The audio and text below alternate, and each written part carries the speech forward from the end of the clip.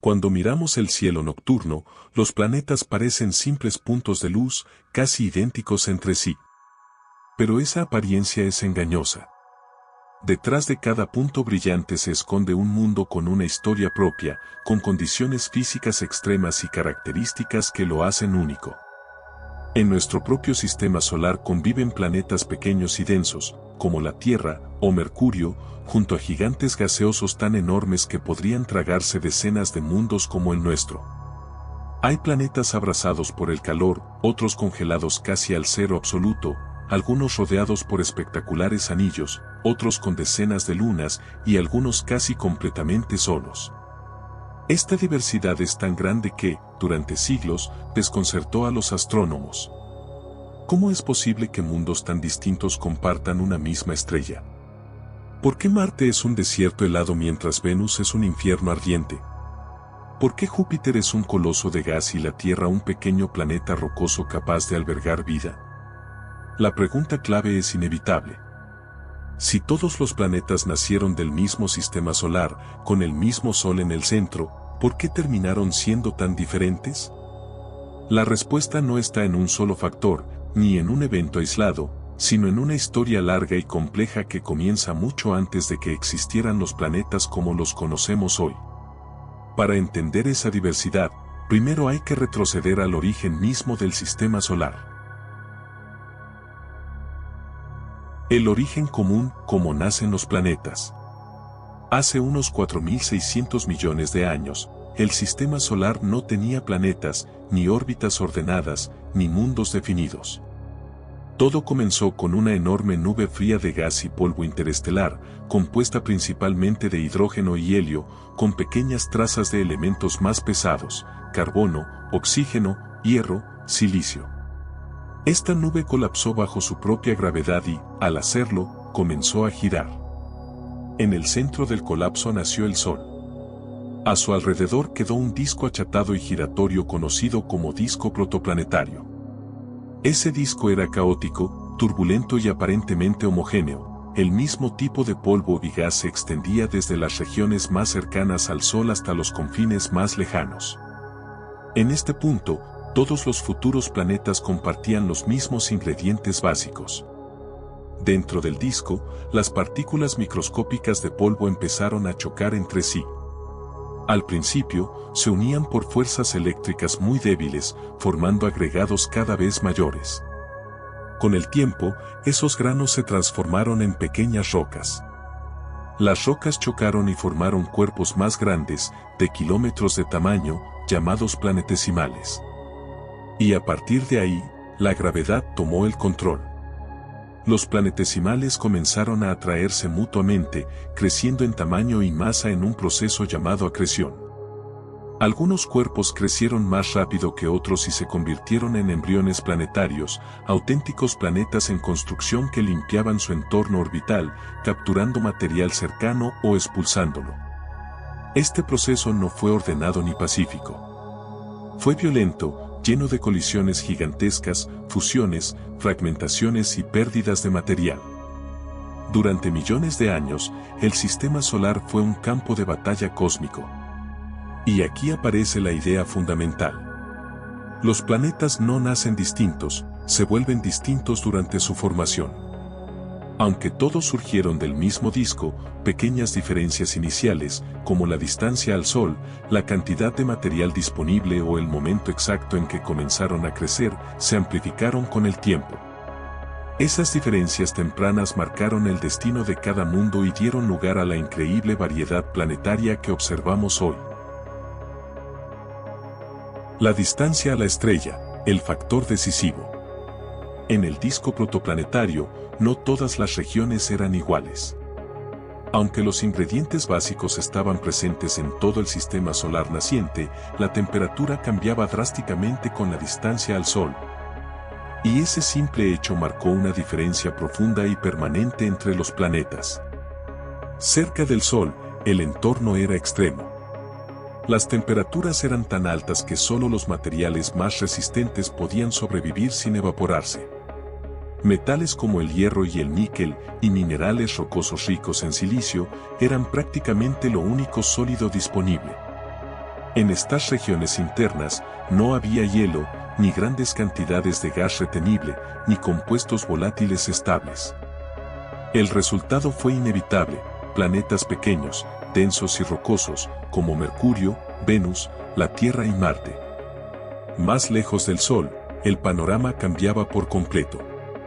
A mayor distancia, las temperaturas descendían lo suficiente como para permitir la existencia de hielo, agua congelada, amoníaco, metano y otros compuestos ligeros. Estos materiales no solo eran abundantes, sino que además facilitaban un crecimiento mucho más rápido de los núcleos planetarios. En estas regiones externas, los planetas en formación tenían acceso a una enorme reserva de materia sólida y gaseosa. Aquí aparece un concepto clave en la arquitectura de los sistemas planetarios: la línea de nieve.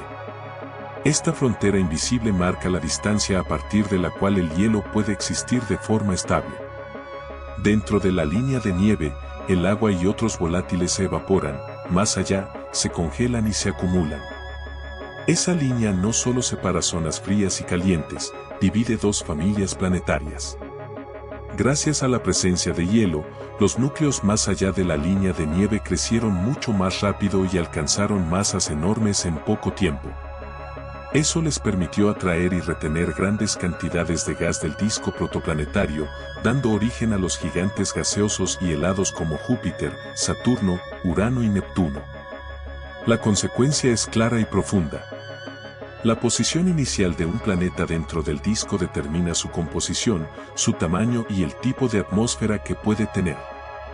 No porque el sistema solar decidiera hacer planetas distintos, sino porque la física del calor y los materiales impuso reglas muy diferentes según la distancia al Sol. Masa, gravedad y evolución. La distancia al Sol fue crucial, pero no actuó sola. El segundo gran factor que definió el destino de cada planeta fue su masa, y con ella, su gravedad. En el universo, la masa es poder. Cuanto más masivo es un objeto, más fuerte es su capacidad de atraer y retener materia.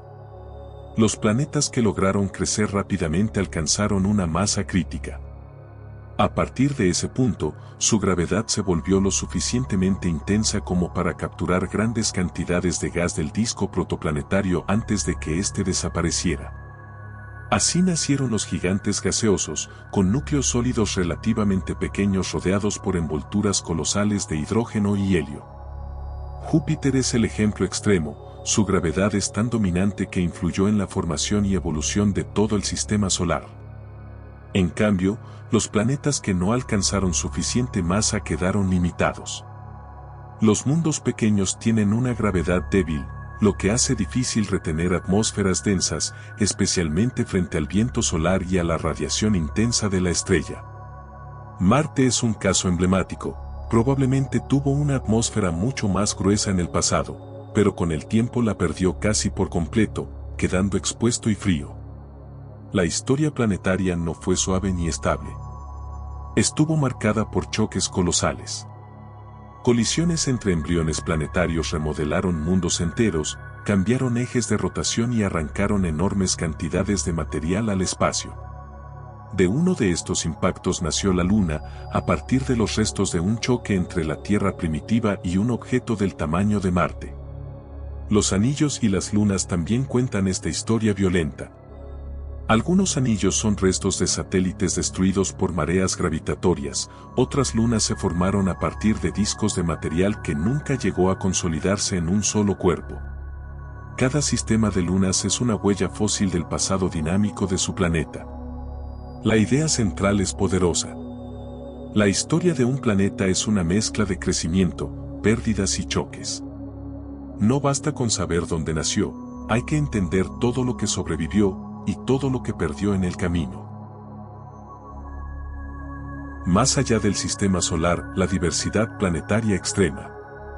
Durante mucho tiempo, creímos que nuestro sistema solar era el modelo típico de cómo debían ser los sistemas planetarios. Pero esa idea se desmoronó cuando comenzamos a descubrir exoplanetas, mundos que orbitan estrellas distintas al Sol. Lo que encontramos fue sorprendente, incluso desconcertante. Existen Júpiteres calientes, planetas gigantes, similares a Júpiter, orbitando extremadamente cerca de sus estrellas en trayectorias de pocos días. Mundos tan calientes que sus atmósferas se expanden y se evaporan lentamente hacia el espacio. También hemos detectado supertierras, planetas rocosos mucho más masivos que la Tierra, algo que no existe en nuestro sistema solar. Hay indicios de mundos oceánicos, cubiertos casi por completo de agua, y planetas errantes, que vagan solos por la galaxia sin estrella madre, expulsados de sus sistemas originales. Esta diversidad extrema nos enseña una lección clave: no existe un único camino para formar planetas. Pequeñas variaciones en el disco protoplanetario, en la masa de la estrella, en las migraciones orbitales y en las colisiones pueden producir sistemas radicalmente distintos. Nuestro sistema solar, con su estructura relativamente ordenada y sus planetas bien separados, no es la norma universal.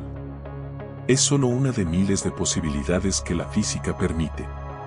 Y así, la narrativa se cierra con una idea profunda. Los planetas no son diferentes por azar, son el resultado de donde nacieron, cuánto crecieron y lo que lograron sobrevivir. ¿Y si la Tierra no fuera especial por lo que es, sino por la historia única que la formó?